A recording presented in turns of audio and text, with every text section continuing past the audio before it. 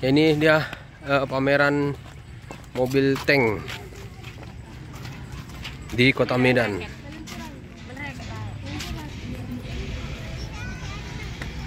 Ya, pameran supaya masyarakat tahu mobil-mobil yang dipakai pada zaman kemerdekaan.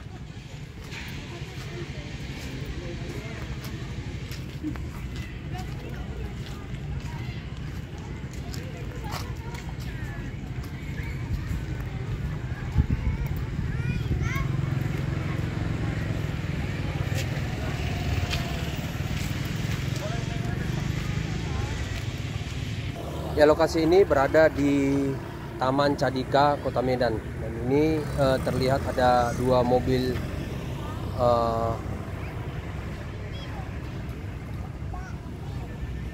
mobil tank atau mobil berat yang digunakan oleh pahlawan kita pada masa penjajahan dulu, dan dipamerkan di Taman Cadika ini.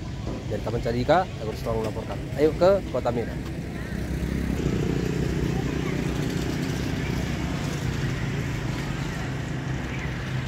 Jadi ada dua mobil ini, mobil berat.